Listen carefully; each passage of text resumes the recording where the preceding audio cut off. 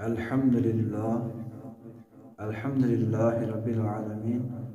والعاقبات للمتقين والصلاة والسلام على سيد الأنبياء والمرسلين وعلى آله وأصحابه أجمعين. أما بعد فأعوذ بالله من الشيطان الرجيم. بسم الله الرحمن الرحيم. وإذا قيل له اتق الله أخذته العزة بالإثم. صدق الله العظيم.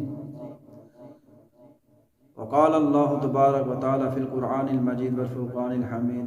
إن الله وملائكته يصلون على النبي يا أيها الذين آمنوا صلوا عليه وسلموا تسليما. اللهم صل على سيدنا ومولانا محمد معدن الجود والكرم وآله وبارك وسلم. میرے نہایت ہی قابل صد احترام معزز و محتشم برادران اسلام، میں نے جو آیت مقدسہ آپ کے سامنے تلاوت کرنے کا شرف حاصل کیا ہے، اس میں رب ذوالجلال ارشاد فرماتا ہے: وَإِذَا قِيلَ لَهُ اتَّقِ اللَّهَ أَخَذَتْهُ الْعِزَّةُ بِالْإِثْمِ. سورہ بقرہ آیت نمبر 206. اور جب اس سے کہا جاتا ہے کہ اللہ سے ڈر، تو اسے عزت گناہ کے ساتھ پکڑ لیتی ہے. اے غفلت شعار انسان،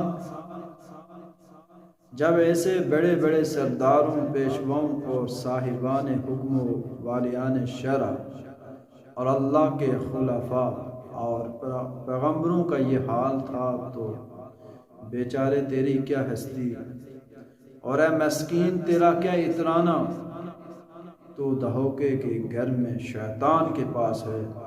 تجھے تو دشمنوں کا لشکر گھیرے ہوئے ہے. کہیں ہوائے نفس ہے تو کہیں شہابت، کہیں تمنائیں ہیں، کہیں وسوسے ہیں، کہیں شیطان کی طمع کاری ہے.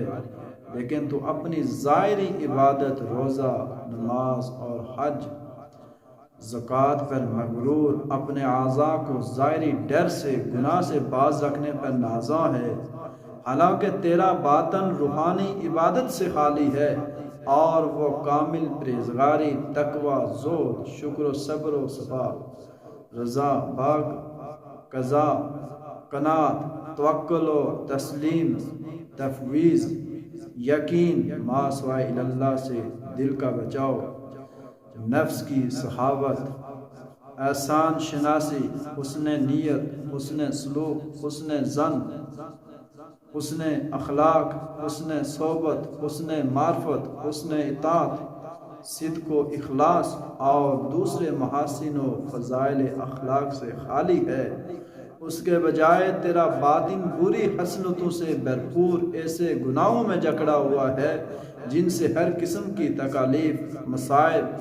اور دنیا اور آخرت میں ہلاک کرنے والی بلائیں پھوٹتی ہیں.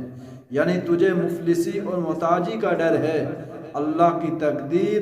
الہی سے بیزاری اور ناراضگی، قضاء و قدر پر اعتراض، اور اس سلسلے میں تو خدا پر بہتان باندھتا ہے. تجھے اس کے وعدوں پر شک ہے، تیرا دل کھوٹ، کینہ، حسد، دھوکہ فریب،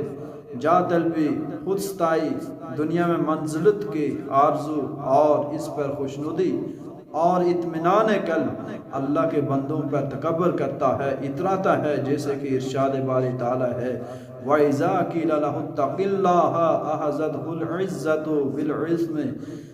اور جب اس سے کہا جاتا ہے کہ اللہ سے ڈر، تو اسے عزت گناہ کے ساتھ پکڑ لیتی ہے. حد سے زیادہ غیظ و غضب، عصبیت، بے جا طرفداری، آر، نک چڑھانا، سرداری کی محبت، بامی عناد اور عداوت، طمع، بخل، خوف، اترانا، شہی بگاڑنا، دولت مندوں کی تعظیم، مفلسوں کی تحقیر، فخر و دنیاوی حرص، مباد، ریا اور شہی کے باعث اپنی ملکیت جتانا، حالانکہ خود حبری اور اپنی حالت کی نگہداشت بھی ایک گونا عبادت ہے۔ خدا کے حاکموں میں اپنی قوت اور اپنے زور پر غور کرنا، خلق خدا کی حد سے زیادہ دنیاوی معاملات میں تعظیم کرنا اور ان کی خاطر سے حق کو چھپانا، اپنے اعمال پر مغرور ہونا، جھوٹی تعریف سے خوش ہونا، دوسروں کی عیب جوئی کرنا، اپنے عیبوں سے چشم پوشی، خدا کی نعمتوں کو فراموش کر دینا، ہر نعمت کی اپنی ذات یا کسی دوسرے مخلوق سے نسبت کرنا، حالانکہ تمام مخلوق اللہ ہی کے احکام کے تابع اور اسی کی اعلیٰ کار ہے۔ ظاہر پرستی کرنا، اصول اور مقررہ حدود کے تحفظ کا خیال نہ کرنا، بیجا کام کرنا، خوشی کو پسند اور غم سے نفرت کرنا، حالانکہ غم و ملال کے بغیر دل ویران ہے۔ جو دل اس سے عاری ہیں ان میں حکمت کا فروغ اور نور الہی بجھ جاتا ہے، حالانکہ حکمت الہی کے نور کی فراوانی سے حق تعالیٰ کی قربت حاصل ہوتی ہے، اللہ سے دل کا لگاؤ پیدا ہو جاتا ہے، توجہ کے ساتھ بگوش ہوش اس کا کلام سنتے ہیں اور اس کے احکام کا فہم پیدا ہو جاتا ہے، تمام مخلوق سے بے نیازی حاصل ہوتی ہے اور سعادت دوام لازوال نجات اور کامل نعمت میسر آ جاتی ہے۔ یہی حزن و ملال نفس کی فریب کاریوں سے بچانے میں معاون و مددگار ہوتا ہے، کیونکہ جب نفس کو ذلت کا سامنا کرنا پڑتا ہے اور بندہ صبر و شکر کرتا ہے تو اس کو نیک بختی حاصل ہوتی ہے، اللہ تعالیٰ کے دوستوں اور اس کے اصفیاء محبین، شہداء، صالحین، علماء و عارفین اور انبیاء کے زمرے میں اس کو محسوب کیا جاتا ہے۔ مگر تیرا حال یہ ہے کہ تیرا باطن دین سے تعاون میں سستی کرتا ہے اور حامیان دین اولیاء کاملین کو جن کی دعوت خلق کے لیے حجت ہے ان کا اللہ کی اطاعت کی طرف بلانا اور خداوندی تعالیٰ کے عذاب و عقاب سے ڈرانا اور اس کی رحمت و جنت کے وعدے کو یاد دلانا ان کا کام ہے۔ ظاہر میں اپنا بھائی قرار دیتا ہے، بھائی کی طرح ان کی محبت کا دعوے دار ہے، مگر باطن میں ان سے مخالفت رکھتا ہے اور نیک اور مقدس لوگوں کی موافقت سے گریز کرتا ہے، حالانکہ ان کے دل اللہ کی محبت سے چور چور ہیں، وہ رحمان کے دوست ہیں اور سارے جہان سے منہ موڑ کے صرف اللہ پر توکل کیے بیٹھے ہیں، شدت کے ساتھ مصائب کو برداشت کرتے ہیں اور اطاعت الہی سے کبھی غافل نہیں ہوتے، وہ اللہ تعالیٰ کے احسان کے محروم اور اس کی دوستی کا علت پہنتے ہوئے ان کا نام رب العزت کے مخلصین میں تحریر ہے۔ دنیا میں امراء کے دروازوں پر طواف کرنے، دنیاوی فتنوں اور قبروں میں برزخ کے ہو اور اس کے فشارے مامون و مسعون ہیں، قیامت میں ان کو حساب دینے کی وحشت و ڈر نہیں ہے، وہ جنت میں نعمتوں اور تازگی فرحت کے ساتھ ہمیشہ رہنے والے ہیں۔ تجھ کو دنیا میں جو مال و دولت دیا گیا، مصیبتوں سے آزادی دی گئی، تکلیف کے بدلے تجھے راہ سے نوازا گیا تو اس پر فریب خوردہ اور مغرور ہو گیا اور اللہ تعالیٰ کی اس بخشش فضل و کرم کے چھن جانے کا خوف تیرے دل سے جاتا رہا جو تجھ سے پہلے دوسروں کو عطا کی گئی تھی اور ان سے منتقل ہو کر تیرے پاس آئی تھی۔ یہ مال و منال فرعون، حامان، قارون، شداد، عاد، کسرا اور دوسرے شاہان ماضی اور ان اقوام کو حاصل تھا جو صفحہ ہستی سے مٹ گئی۔ یہ دنیا ان کے لیے بجائے اطفال بن گئی، امیدوں اور آرزوؤں نے فریب میں مبتلا کر رکھا تھا اور شیطان نے اللہ تعالیٰ سے ان کو برگشتہ کر رکھا تھا، یہاں تک کہ اللہ تعالیٰ کا حکم آ گیا اور ان کا وہ مال و منال جس سے ان کی دلچسپیاں وابستہ تھیں ان سے واپس لے لیا گیا، نرم بستروں سے ان کو اٹھا دیا گیا، بلند ایوانوں اور کوشکوں سے ان کو نکالا گیا اور وہ عزت جو ان کو حاصل تھی ان سے چھین لی گئی، وہ ملک جس پر ان کو ناز تھا، ان کی ملکیت تھا، ان سے لے لیا گیا، اور وہ امانتیں مال و منال دنیا جو عارضی طور پر ان کے پاس رکھی گئی تھی جس پر ان سے واپس لے لی گئی، اللہ تعالیٰ کی طرف سے انہیں وہ حکم پہنچا جس کا ان کو گمان تک نہ تھا، یعنی موت کا حکم، اور وہ امانتیں مال و منال دنیا جو عارضی طور پر ان کے پاس رکھی گئی تھی جس پر ان سے واپس لے لی گئی، اللہ تعالیٰ کی طرف سے انہیں وہ حکم پہنچا جس کا ان کو گمان تک نہ تھا، یعنی موت کا حکم۔ پھر ان کی بدعمالیاں ان کے سامنے لائی گئی اور معمولی سے معمولی اعمال کا سختی کے ساتھ محاسبہ کیا گیا۔ جن تنگ قید خانوں میں وہ دنیا کے اندر دوسروں کو بند کیا کرتے تھے، ان سے بھی زیادہ تنگ و تاریک قید خانوں میں ان کو بند کیا گیا، اور جو سختی وہ دوسروں پر کرتے تھے اس سے کہیں زیادہ تشدد ان کو دوچار ہونا پڑا، اور جو عذاب وہ دوسروں کو دیتے تھے اس سے بھی زیادہ سخت ان کو دیا گیا۔ ان کے ہاتھ پیروں کو زنجیروں سے جکڑ کر دوزخ میں جلایا گیا، زقوم اور تھوران کے کھانے کو دیا گیا، اور پھر پیپ پلایا گیا، پیپ کا پانی۔ کیا عہد ماضی کے ان افراد کے احوال سے تجھے کچھ بھی عبرت حاصل نہیں ہوئی؟ کیا ان لوگوں کے انجام سے تجھے نصیحت حاصل نہیں ہوئی جنہیں ان کے گھر والوں سے الگ کر کے قید کر دیا گیا، اور تو ان کے ترکہ کا مالک بن بیٹھا، ان کے بنائے ہوئے مکانوں میں آج آباد ہے، حالانکہ ان کے بانیوں کو ان سے نکال باہر کر دیا گیا، کیونکہ ان کی تعمیر میں انہوں نے ظلم و ستم کو اپنا شعار بنایا تھا۔ بہت سے لوگوں کی ان محلات میں توقیر کی تھی، اور بہت سے لوگوں کی تذلیل ان کے رخساروں، پیٹھوں اور سروں پر ماری گئی تھی۔ بہت سے غریب، مصیبت زدہ اور بدحال آنکھوں کو رلایا تھا، بہت سے شریف متمون افراد کو ان کا سب کچھ چھین کر محتاج بنایا تھا، بہت سی نئی رسمیں جاری کی تھی اور مذموم طریقے رائج کیے تھے، دانش مندوں اور داناؤں کو پست حوصلہ بنایا، ان کے دل توڑے اور اپنے سے ناراض کیا۔ بہت سے اہل حضرات نے اللہ کے حضور میں آدھی آدھی رات کو ان کے مظالم کی شکایتیں پیش کی، آوازاری اور فریاد کی،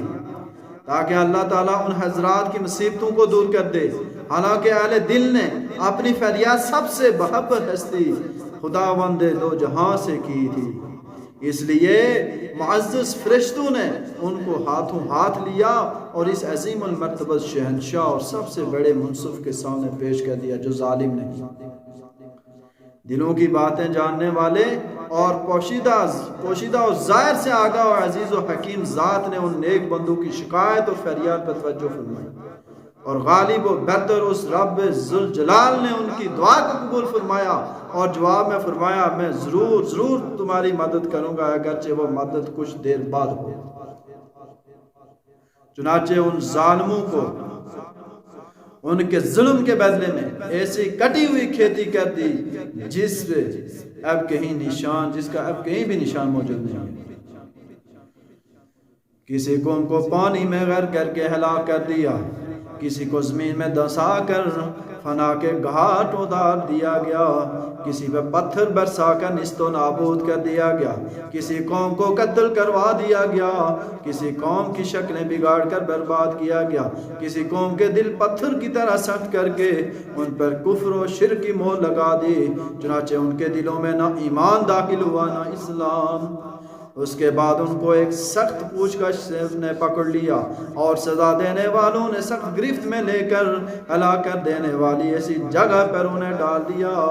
جہاں ان کی کھالیں جلس جاتی ہیں، پھر اس کی جگہ دوسری کھال بدل دی جاتی ہے، اس طرح وہ ہمیشہ عذاب میں